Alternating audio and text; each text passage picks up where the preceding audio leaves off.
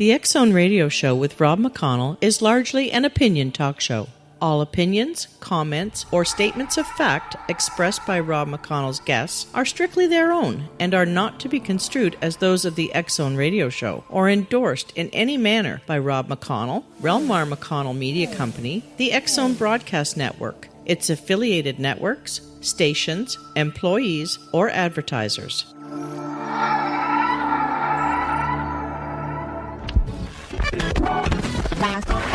All Hit Radio.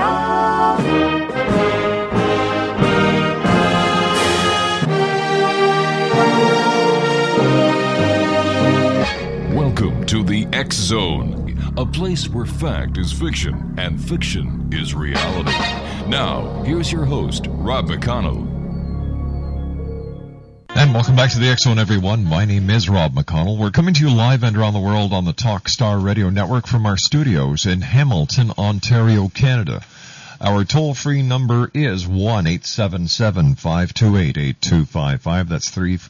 That's 1-877-528-8255. And we're coming to you live from our studios in Hamilton, Ontario, Canada. Right now we're trying to contact our guest of this hour, Serenity. I believe it's Serenity who's supposed to be on. Just let's check to see what's going on over here. Master Control, do you have Serenity yet by any chance? You don't?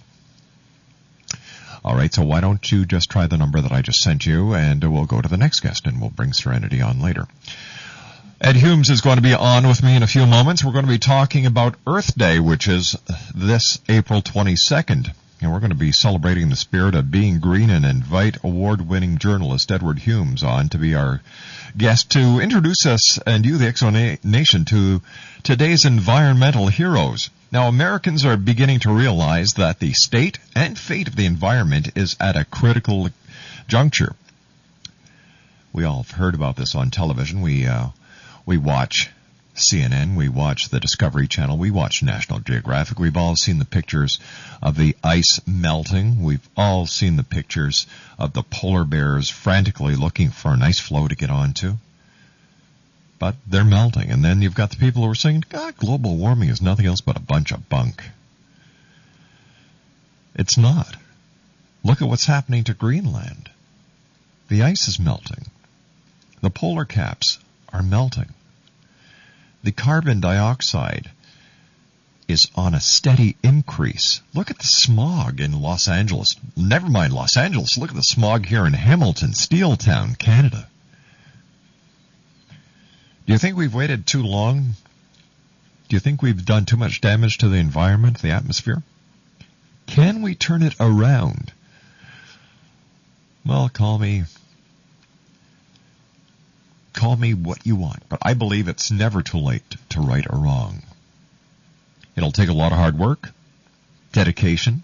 We have to come up with solid plans to incorporate alternative energy. It's a must. We have to. Look what we're doing to ourselves. Look what we're doing to this planet. Look what's happening with the garbage that we dispose of. Some of it doesn't decompose. Plastic. Look what we've done to the birds with beer what do you call them? The things the beer cans come in. The plastic that are chucked out. We're killing things. It's crazy, but this is what we humans are doing not only to our planet, but to the plants, the animals, the birds, the fish that we live with. Look what the pollution is doing to the oceans and the rivers. Look what global warming is doing to the oceans. It's crazy. We have to do something about it, X-Zone Nation. And when I come back from this 2-minute commercial break, we're going to be speaking with Edward Humes. And we're going to be talking about Earth Day 2009. Earth Day is April the 22nd of this year. And we're going to be talking about global warming, resource depletion, and pollution, and how these are threatening the natural world, as well as our own health, wealth, and survival. 1-877-528-8255 is toll-free throughout the U.S., Canada, Alaska, and Hawaii. And Edward Humes is my guest when I return in 2 minutes after this commercial break. If you'd like to give us a call and share your pro stories for Earth Day, or if somebody's really ticking you off about how they're polluting, give us a call. We'd love to hear that as well at 1-877-528-8255. My name is Rob McConnell, and this is the X Zone, live and around the world from our studios in Hamilton, Ontario, Canada. Don't go away. We'll be back in 2 minutes right after this break.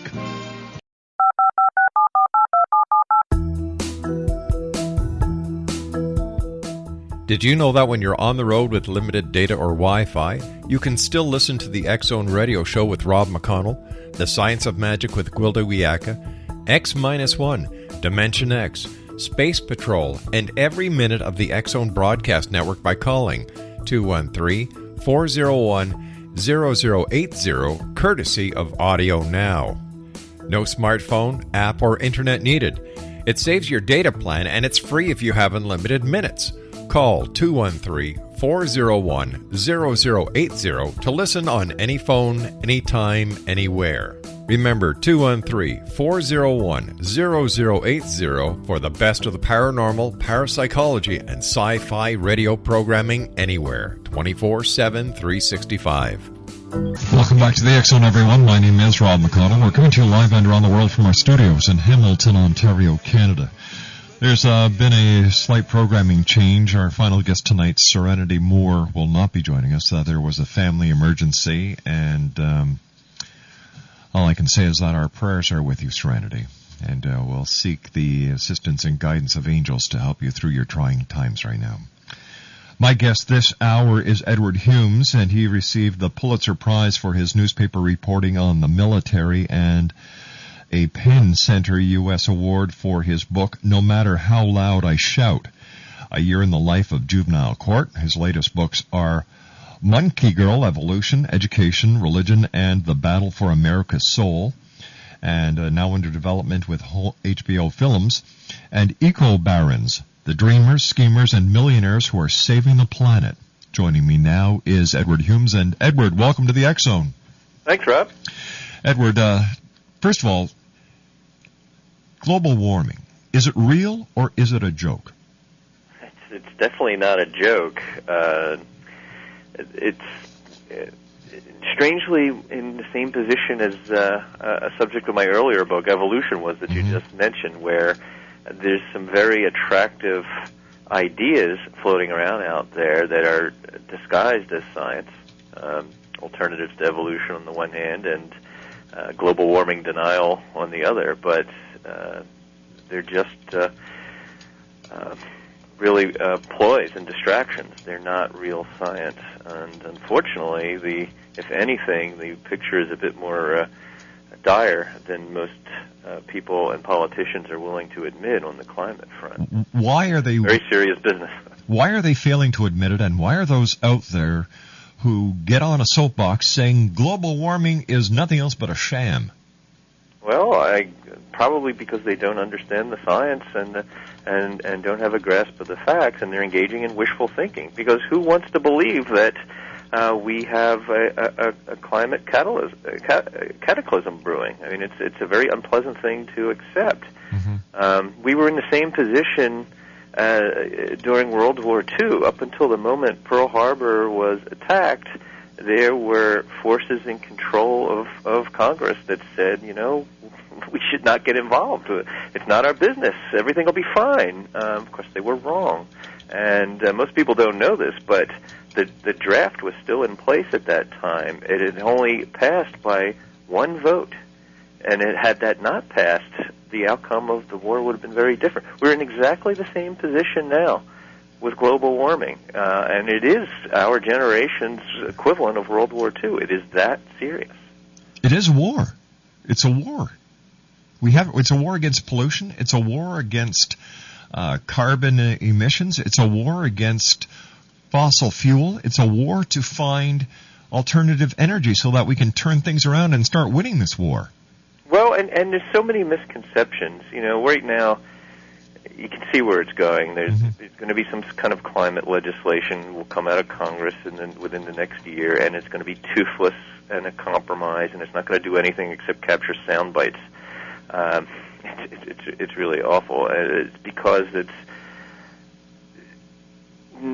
the idea that we need to green our economy and start relying upon non-fossil fuel sources of energy is very threatening to people. And yes, it will be disruptive, but ultimately the idea that doing what's good for the planet is going to be bad for the economy is wrong-headed. It's exactly the opposite. Had we been doing what we should have been doing all along for the last 30 years, we wouldn't be in the position that we're in, and we'd have energy independence and much more assurances of a prosperous life for our children had we taken some common sense steps early on. Now we have to take more serious steps, but it's a pay now or pay later situation, and if we pay later, it's going to be a lot worse. Do you think it's too late? No, and actually now you're getting to the reason why I wrote Eco-Barons. And this environmental story is so huge and dire, it can be paralyzing, and the tendency to say, well, there's nothing I can do. What can one person do? What can any of us do? Is great, and that's a problem. So what the goal I set for myself in working on this book was to find a more human and graspable, hopeful side of the story, because it turns out there are people all over the world, rich and poor, but visionaries all, who have been engaged for years in some quite amazing environmental work on climate, on deforestation, on protecting species from extinction, and having a huge impact. And beyond their good works, really setting an example for what can be done. Can you share a couple of those stories with us? Yes, absolutely. Well, the first person that I focus on in the book is a fellow named Doug Tompkins, and he's a fascinating story. He started a business with his wife in San Francisco, basically in their kitchen and out of the back of their car, selling clothes that they made. That company grew and became the leading global fashion company in the 1970s and 80s, Esprit. They made millions and millions of dollars, became very wealthy. But Doug Tompkins was at heart an outdoorsman. What he really loved was mountain climbing, and he came to realize that he was engaged in an activity that was giving him great wealth, but was destroying what he valued most in the world, the natural world. And so he sold out of his company. He took that money and he moved to Chile and began buying land that was for sale to all comers.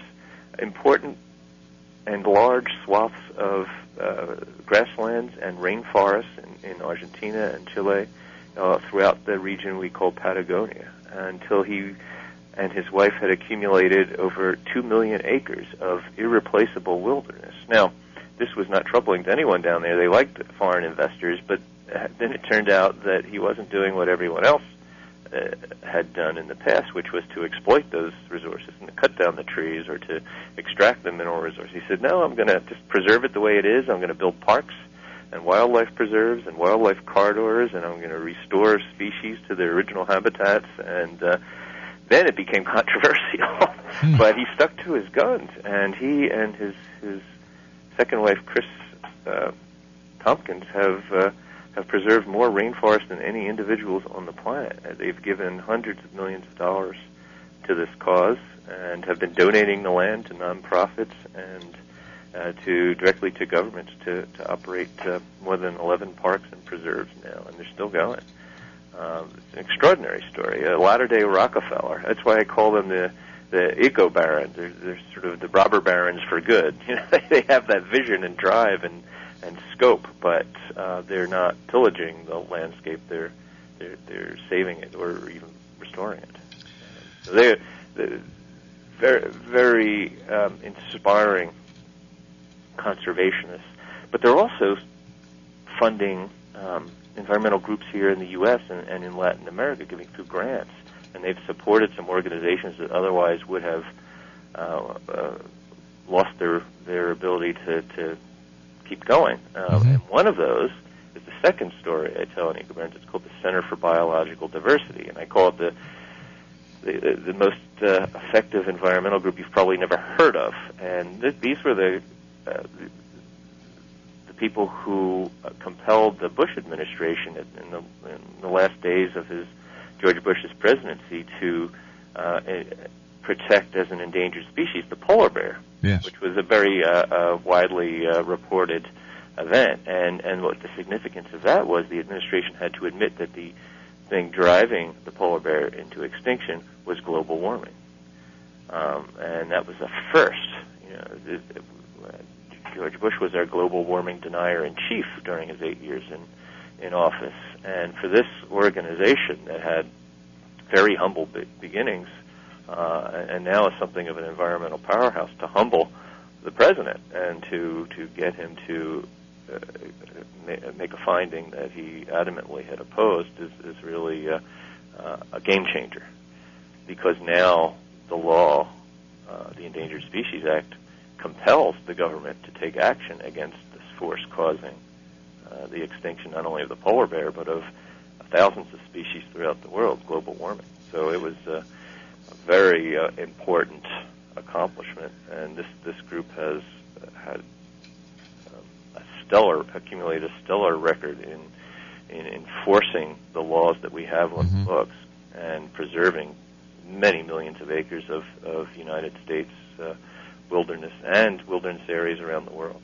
So that's just two of the stories that I relate in EcoBarons. But they're the opposite ends of the poles, because the center, the people at the Center for Biological Diversity don't have very much money at all, but they still have found a way to realize their vision and have a huge impact. When we come back from the news at the bottom of the hour, I'd like to get your opinion on how you foresee the new administration working to help save the planet. And we'll be talking about that with our special guest this hour, Edward Humes. His website, www.ecobarons.wordpress.com. That's www.ecobarons.wordpress.com. He's the author of EcoBarons, The Dreamers, Schemers, and Millionaires Who Are Saving the Planet. Once again, his website, it's not www, it's ecobarons.wordpress.com. My name's Rob McConnell. This is the X-Zone on the Talkstar Radio Network, and Edward Humes and I will be back on the other side of this news break as we continue live and around the world from our studios in Hamilton, Ontario, Canada on Talkstar. Don't go away. This is the X-Zone Broadcast Network, broadcasting worldwide on broadcast affiliates and satellite program providers, including CNN Broadcast Network, Sirius Satellite Network, Star Media, Good News Radio Network, Angel Broadcast Network, Wiki Broadcast Network, and WPBN TV. For more information on the X-Zone Broadcast Network, visit us at www.xzbn.net.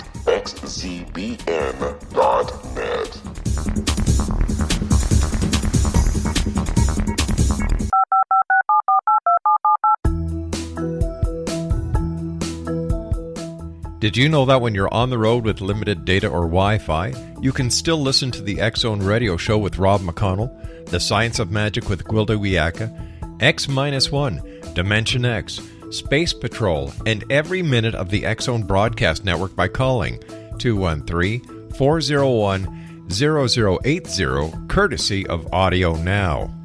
No smartphone, app, or internet needed. It saves your data plan, and it's free if you have unlimited minutes.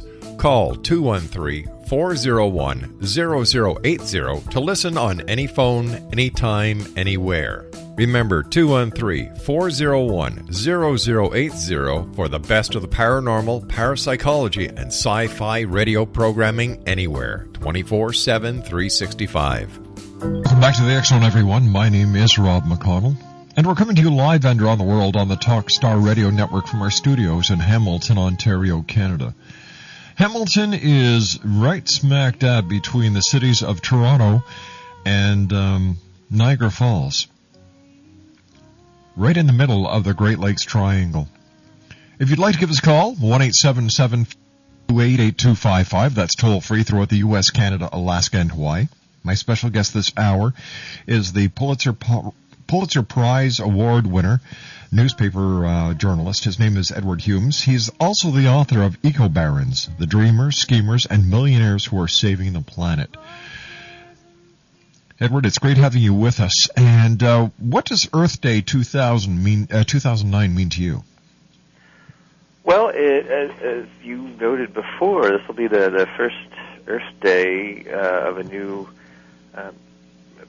presidential administration, the first one in 30 years that has put issues like renewable energy and environmentalism back on the front burner, and making a linkage that we haven't been hearing a lot about, which is that developing things like solar and wind and energy sources and getting away from dependency on fossil fuel is going to aid in economic recovery, not hinder it, and that's exciting. So it should be a very interesting Earth Day, I think.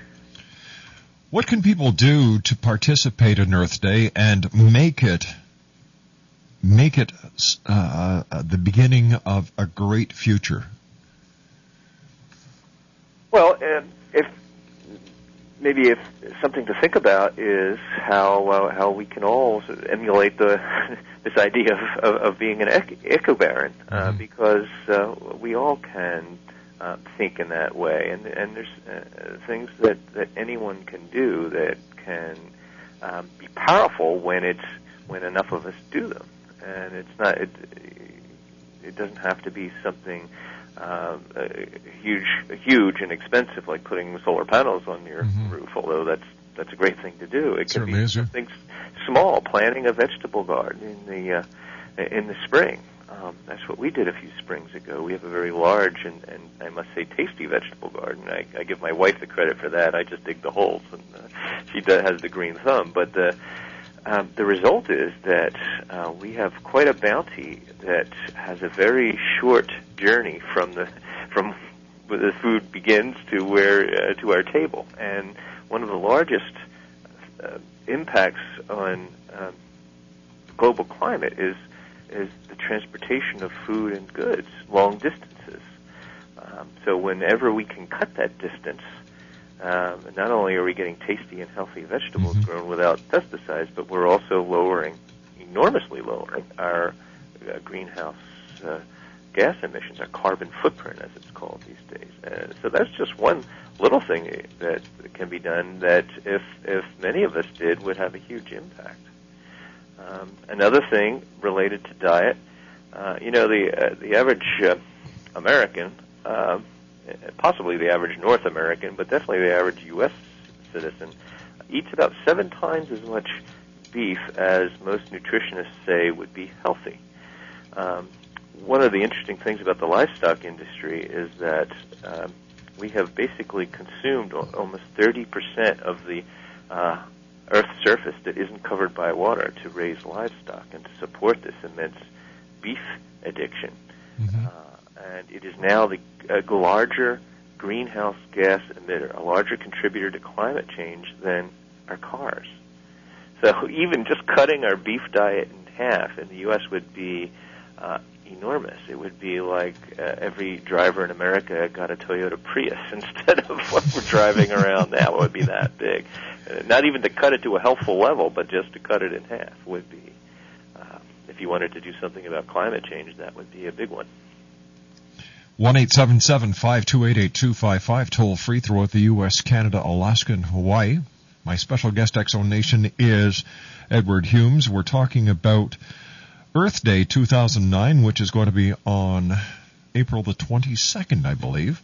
Yes, and I always know that because it's also my birthday. You're kidding. My birthday is April 27th.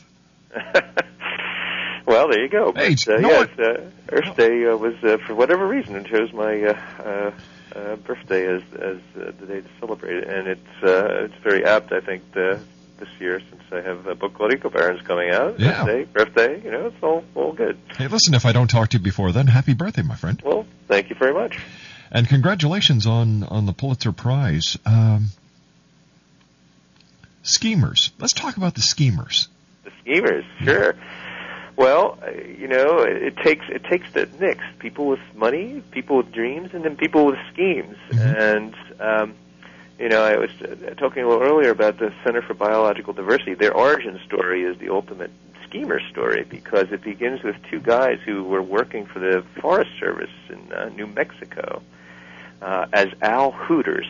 They were the owl hooters. They would go out at night and they would hoot like owls in the forest, hoping to spot or attract the Mexican spotted owl, which was an endangered species. And if they found them, then the trees in the U.S. forest, and this is all public lands, could not be cut down. Well, this was during the Reagan administration, and the main goal of the U.S. Forest Service was to cut trees down rather than preserve them. And the owl hooters found owls in this one tract that was destined to be logged. And they said, well, you can't cut down the trees anymore. And their supervisor says, well, yes, we can. As far as we're concerned, you didn't find any owls. So that ended their government employment because they went public with their knowledge, and then they filed a petition because there's this peculiar aspect of the Endangered Species Act, law passed unanimously by the U.S. Senate in 1973 and signed by Richard Nixon. So this wasn't a liberal, wacky idea. This was a bipartisan common sense measure back in the day. And it gives Americans anywhere in the country the right to say, wait a minute, government, you're harming an endangered species. Stop. Everyone has standing. And no one was doing it. No one was taking advantage of it. So the scheme that these guys hatched was to actually try and force the government to follow the law. And they've been fantastically successful at this over the last 30 years. They have protected some 500 species that would otherwise be extinct. About 70 million acres of habitat had to be preserved to do that. Forests that belong to the public but would have been logged and reduced to stumps. So their little scheme, it's so interesting because they're often portrayed as outlaws and sort of being out there and being radical. And really all they're saying is just follow the law. Great scheme. I think it's we've got to do something. And whether it's you, you're doing a great job. You're doing what it takes. And I just wonder how many people out there are just standing there with their head in the sand, waiting for everybody else to clear this mess up and not realizing that it's going to take the participation from each and every person listening tonight and those who aren't listening tonight in order to turn things around. We just can't wait for government to do everything. We have to... No, we can't. And one thing we have to demand is cleaner, greener transportation. I read about a guy named Andy Frank. They call him the father of the plug-in hybrid. He basically came up with the modern hybrid car.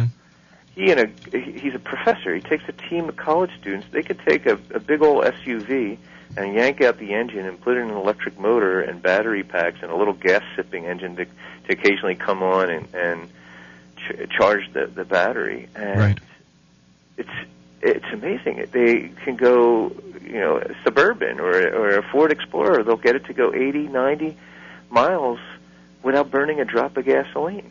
And Detroit claims it's impossible. They've been working forever on this new Chevy that can go 40 miles and not burn any gas.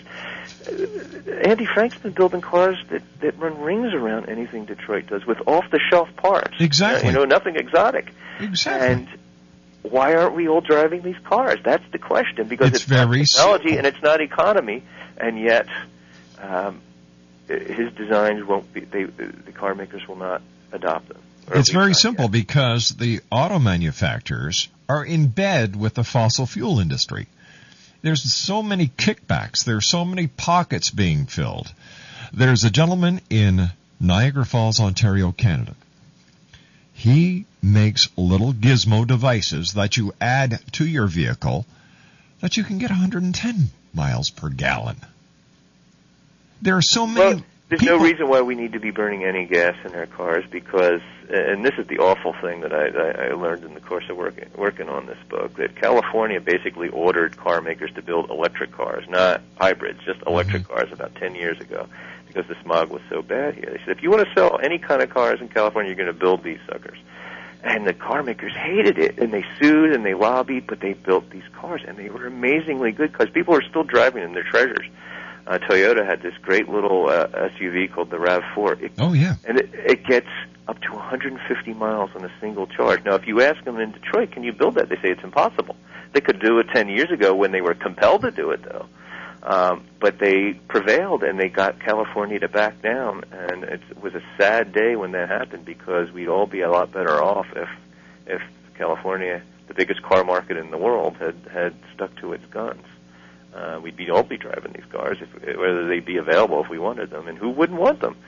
And then if you have a solar charging system on the roof of your house, it doesn't have to be big to charge up one car. You'd have free transportation for forever. It's a no-brainer, and yet it's not happening. Well, I still say the reason why these things don't happen is because there are so many people in bed with each other.